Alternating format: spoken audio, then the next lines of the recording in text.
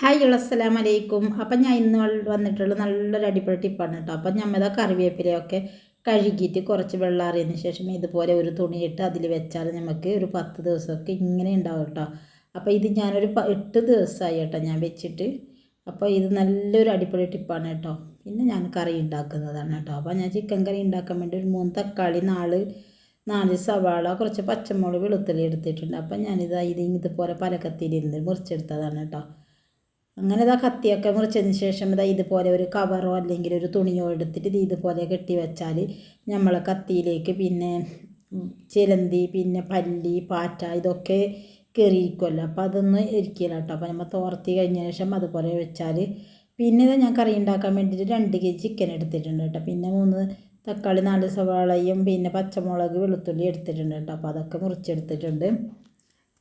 പിന്നെ പാത്രം അടുപ്പിൽ വെച്ച് ചൂടായി എണ്ണ ഒഴിച്ച് കൊടുത്ത് അപ്പോൾ അതിനുശേഷം കറുവപ്പട്ട, ഏലക്ക, കറാമ്പ് ഇതൊക്കെ ഇട്ട് കൊടുത്ത് പച്ചമുളകൊക്കെ ഇട്ട് കൊടുത്ത് എല്ലാം ഒന്നിച്ച് തന്നെ ഇങ്ങനെ ഇട്ട് കൊടുക്കുന്നതാണ് കേട്ടോ. പിന്നെ വെളുത്തുള്ളി ഇട്ട് കൊടുത്ത് അതിനുശേഷം കറിവേപ്പില ഇട്ട് കൊടുക്കുന്നുണ്ട് കേട്ടോ. അപ്പോൾ പിന്നെ നമ്മൾ നല്ലൊരു ഹെൽത്തിയായ ഒരു അടിപൊളി നാടൻ രീതിയിലുള്ള ഒരു ചിക്കൻ കറിയാണ് ഞാൻ ഇന്ന് ഉണ്ടാക്കുന്നത് കേട്ടോ. വളരെ ടേസ്റ്റിയാണ് ഇതുപോലെ ഉണ്ടാക്കിയാൽ. അപ്പോൾ അത്രയ്ക്കും ടേസ്റ്റിയാണ്. നമ്മളത് ചപ്പാത്തിയും അതേപോലെ തന്നെ പിന്നെ വെള്ളപ്പം, അതേ പൊറോട്ട എല്ലാം കഴിക്കാൻ പറ്റിയ നല്ലൊരു കോമ്പിനേഷനായ ഒരു ചിക്കൻ കറിയാണ് കേട്ടോ. പിന്നെ അതിലേക്ക് ഞാൻ സവാള ഇടുമ്പോൾ ഇത് നമ്മൾ കൈ കൊണ്ട് ഇങ്ങനെ തിരുമ്മിയിട്ട് കൊടുക്കണം. അപ്പോൾ അതുപോലെ ഞാൻ തിരുമ്മിയിട്ട് കൊടുത്തിട്ട് അതിന് ശേഷം അതിലേക്ക് കുറച്ച് ഉപ്പിട്ട് കൊടുക്കുന്നുണ്ട് കേട്ടോ. പാകത്തിനുള്ള ഉപ്പൊക്കെ ഇട്ട് കൊടുത്തിട്ട് നല്ലവണ്ണം നമ്മൾ ഇങ്ങനെ വരട്ടിയെടുക്കുന്നുണ്ട് കേട്ടോ. വരട്ടി നമ്മൾ നല്ലൊരു ഇതായി വരുന്നത് വരെ നമ്മളിങ്ങനെ ഇതാക്കിക്കൊണ്ടിരിക്കുന്നത്. അതിന് ശേഷം ഞാനത് അടുപ്പ് മൂടി വെച്ചിട്ടുണ്ട് കേട്ടോ. അങ്ങനെ സവാളയൊക്കെ നല്ല ഇതായി വന്നിട്ടുണ്ട് കേട്ടോ. അപ്പോൾ അതിലേക്ക് നമ്മൾ തക്കാളി ഇട്ട് കൊടുക്കുന്നുണ്ട്.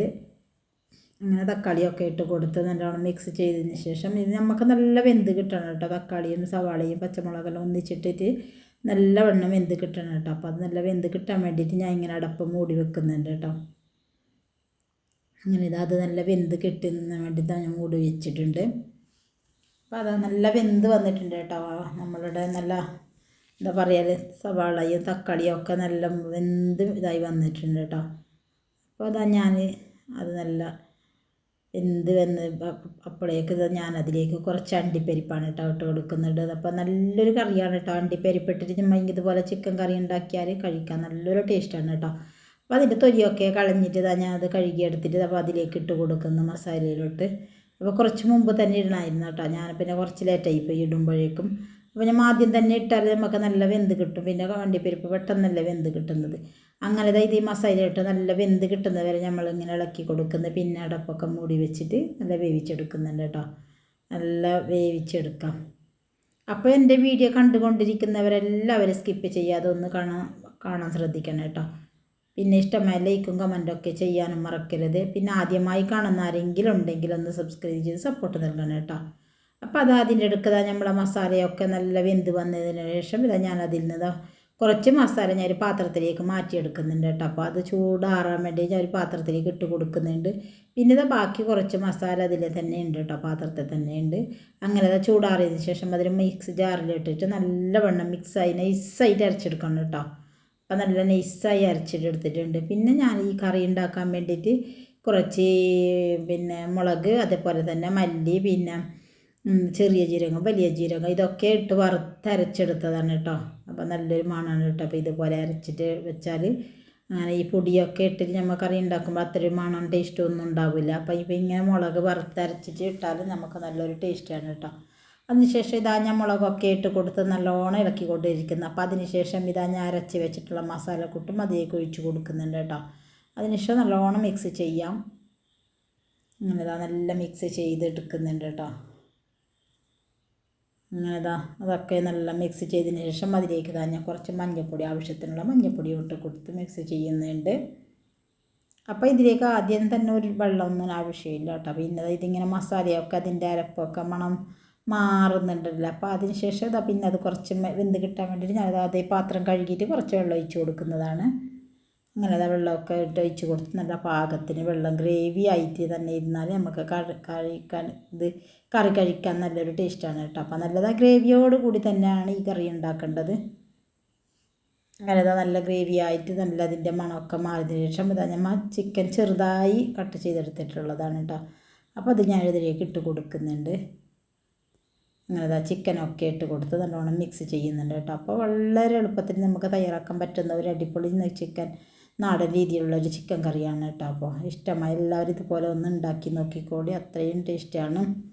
ഇങ്ങനെ ഇതാ കറിയൊക്കെ നല്ല ഗ്രേവിയോട് കൊണ്ട് തന്നെ ഉണ്ട് കേട്ടോ. അപ്പോൾ അധികം വെള്ളമൊന്നും ഒഴിച്ച് കൊടുക്കുന്നില്ല. അപ്പോൾ അതവിടെ നിന്ന് വെന്ത് കിട്ടിയിട്ട് അങ്ങനെ ഇതാ നമ്മൾ തിളച്ച് വെന്ത് വരാൻ വേണ്ടിയിട്ട് ഞാനിങ്ങനെ വെയിറ്റ് ചെയ്യുന്നുണ്ട് കേട്ടോ. അപ്പോൾ നല്ലൊരു അവിടെ ഇരുന്ന് തിളക്കട്ട് ഇങ്ങനെ ഇതാ നല്ല തിളച്ച് വരുന്നുണ്ട് കേട്ടോ. അപ്പോൾ കറിയൊക്കെ നല്ല തിളച്ച് വരുന്നുണ്ട്. അപ്പോൾ അത് ചിക്കനൊക്കെ നല്ല വെന്ത്, ചിക്കനും ഇങ്ങനെ മുളകും ഒന്നിച്ചിട്ടാൽ പെട്ടെന്ന് നമുക്കത് ഇത് നല്ല ഒരിതായിട്ട് കിട്ടും. അങ്ങനെ അതാ കറിയൊക്കെ റെഡിയായി. അപ്പോൾ അതിന് ശേഷം ഞാൻ കുറച്ച് കബാബ് റെഡിയാക്കുന്ന കേട്ടോ.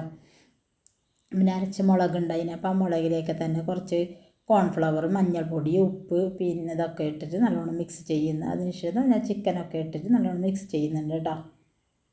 അങ്ങനെ നമ്മൾ ഞാൻ വിചാരിച്ചു ഇന്ന് കറിയും ചിക്കൻ കറിയും കുറച്ച് നെയ്ച്ചോറും പിന്നെ കബാബ് ഉണ്ടാക്കാമെന്ന്. അപ്പോൾ അതിൻ്റെ ഒരു ചെറിയൊരു വീഡിയോ എടുത്തതാണ് കേട്ടോ. അപ്പോൾ അതൊക്കെ റെഡിയായി. അപ്പോൾ എണ്ണയൊക്കെ ചൂടായി. അപ്പോൾ അതിലേക്ക് ഇട്ട് കൊടുക്കുന്നുണ്ട് കേട്ടോ. അപ്പം നമ്മൾ ഇങ്ങനെ 2 പേർക്ക് പിന്നെ അധികമൊന്നും വേണ്ടല്ലേ. അപ്പോൾ ഇത് തന്നെ ഉണ്ടാക്കിയാൽ അത് കഴിക്കാൻ പറ്റുന്നില്ല.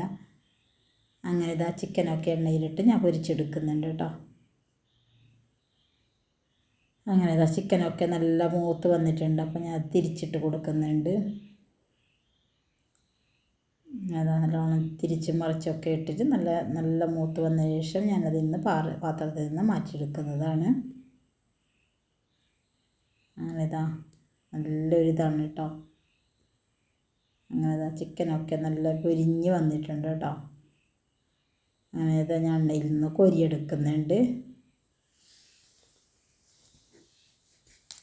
അങ്ങനെ അതിനുശേഷം ഞാൻ ചിക്കൻ ഉണ്ടാക്കി പിന്നെ ഇത് കറിയൊക്കെ റെഡിയായി. അപ്പോൾ അതിനുശേഷം നെയ്ച്ചോറ് ഉണ്ടാക്കുന്നു.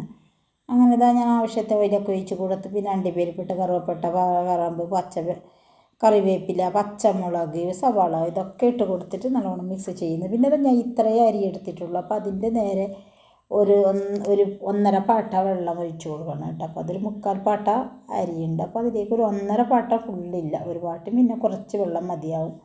അങ്ങനെ ഞാൻ അതിലേക്ക് വെള്ളം ഒഴിച്ച് കൊടുക്കുന്നുണ്ട്. അപ്പോൾ മസാല അധികം കരിഞ്ഞ് പോവാതെ നമുക്ക് ചോറുണ്ടാക്കാൻ നോക്കണം കേട്ടോ. മസാലയൊക്കെ കരിഞ്ഞ് പോയാൽ നമ്മൾ ചോറിന് കുറച്ച് കളറൊക്കെ ചേഞ്ചസ് ആവുക, കാണാനും ഭംഗിയില്ല.